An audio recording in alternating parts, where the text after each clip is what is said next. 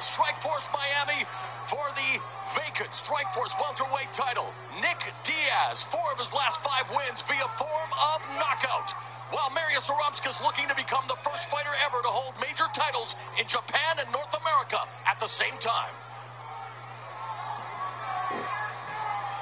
Judge, are you ready? Judge, are you ready? Judge, are you ready? Fighter, are you ready? Fighter, are you ready? Fight! 5-minute rounds to determine history at Strikeforce, and warning, Zaromskis quickly goes to the kicks, tags Diaz with a quick combination, and Diaz now with that reach finds Zaromskis as well. Overhand left by Diaz, already hurting. Nick Diaz finding the range on that left hand already. Man, a slugfest early on here. We did not anticipate anything less, and Zaromskis kicks Diaz, who doubles over looking for the single leg early. He took a big knee right before that single leg. I think it convinced him to jump on that takedown. In many ways, Zaromskis very similar in his style to Kung Lee, the former Strikeforce middleweight champion. Frank, you were in the cage with Nick Diaz not too long ago. What impressed you the most about the Stockton bad boy? He just has weird angles of punching, and he's consistently repetitive in combinations with his hands. They don't hurt, but they scramble your brain and they confuse you. So if they don't hurt, how do they scramble your brain? I don't know. They don't hurt. They just keep confusing me. I think because he keeps throwing punches and bunches. Now, Nick Diaz usually he spent his whole career fighting guys in orthodox stance, but Zaromskis is a southpaw. Didn't have any problem coming in with that left hand. Both of them southpaws in this fight, and Diaz now working away on the legs of Zaromskis, doing the homework, wanting to make sure, hey, if you're going to deliver that kick, it's going to be a lot heavier and it's going to hurt a lot more than you're accustomed to. Zaromskis seems frozen in this position, and he's getting whacked by that knee, and that's going to hurt his chances to move around and deliver those kicks. That leg is going to blow up terribly, and his biggest skill set, which is movement and versatility, is going to be gone. I know one thing, every time Nick Diaz is on the card, the CompuStrike employees cringe just because of the sheer volume of strikes this guy delivers. Well, this simple strategy of beating up that leg, I think is going to pay huge dividends if we get out of this first round. Well, he's pinned Zaromskis against the fence, and Zaromskis definitely has to circle away, alleviate the pressure being put on him now by Diaz, taking him, looking to run the pipe. This is not good. Oh, Zaromskis backs away, however. Left hand connects by Diaz, using that reach again. Zaromskis has to close the gap, and quick. That short strike hurt him, stumbled Zaromskis a little bit. Now again, Diaz unloading the lefts. And he's landing them. And Diaz always throws caution to the wind. Tagged by Zaromskis with a series of hammer fists. And Diaz quickly now shelling up in a turtle position. I was going to say, he always throws caution to the wind by dropping his hands. Hopefully now he's going to respect the power of Zaromskis. I think he's figured it out. He recovered awful quick, though. Referee. I'm not going to tell you anything. Go. There's a warning here. Zaromskis, in some ways, threw caution to the wind and just gutted out the knockdown. And there's blood now dripping from the face of Nick Diaz. And Zaromskis now smells the blood, beginning to time himself, but Diaz still beating him in the punch because of the reach advantage. This is an absolute war. We anticipate anything less than Zaromskis. There was Diaz timing it, catching the kick. Timing, catching that single leg. This is a dangerous game for him. Well, the partisan crowd here in the United States in Miami cheering Nick Diaz. And in his illustrious career, Diaz has only lost via form of knockout. Let go of the fence. Let go of the fence. While Zaromskis has never been submitted. So an interesting tale there as the right hand tattoos the face of Zaromskis, who eats it and delivers one of his own. But now he's got to find a way. He's getting tattooed here. He's stuck at the end of Diaz's punches. I have been there. It does not feel good. It's exciting for the fans, but I think these guys are giving their respective corners fits. It's unbelievable defense.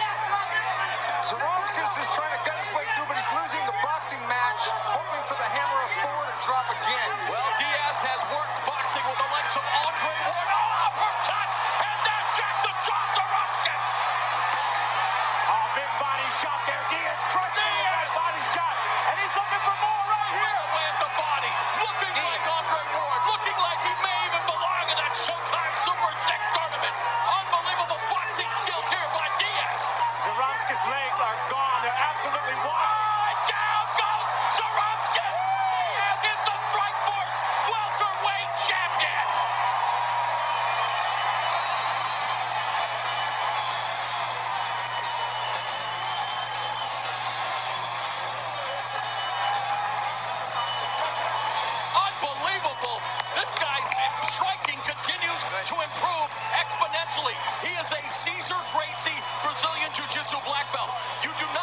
Cesar Gracie, Brazilian Jiu-Jitsu black belt, just for trying. You have to work your ass off, Steven, and yet this guy, I mean, you have to start considering this guy one of the top 10 pound-for-pound fighters in the world with striking like that, coupled with his jiu-jitsu skills. Yes, Mauro, because he beat a champion. He didn't beat just a contender. He beat a champion who was known as a striker and who came out there and hurt Nick Diaz. And Nick Diaz, if this was a complete firefight, Frank. He beat him at his own game. Yes. That is Nick Diaz.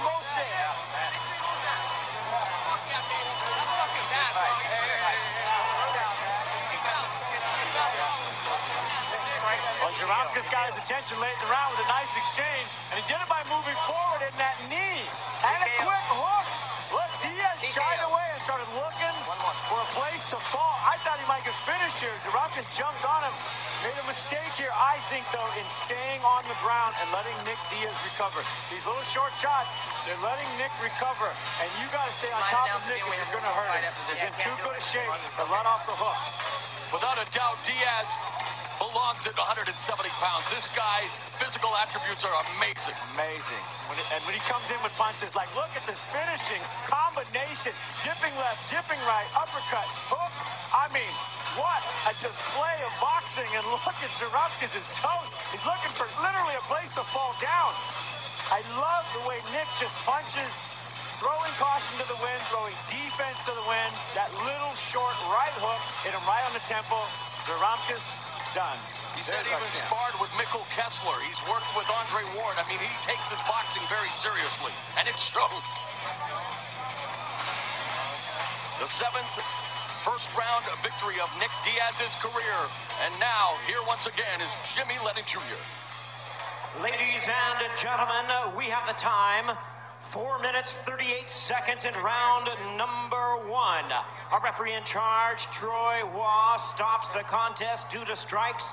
He is the winner by way of technical knockout. He is now the Strikeforce World Welterweight Champion, Nick Diaz.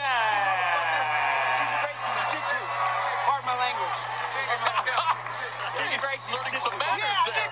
Captain Cannabis may soon become Captain KO as he's standing by with Steven Quadros. Okay, Nick. Yeah. You usually keep your emotions under wraps when you talk to us, but this victory had to have some kind of a special place in your heart. No, I'm just ready to go home and eat, you know what I'm saying? Practice your nunchucks? Yeah, some nunchucking skills.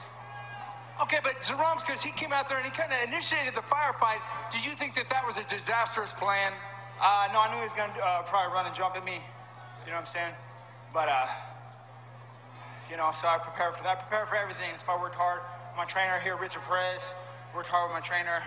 You know, he knows what to do to keep my punches up and, you know, keep me training hard.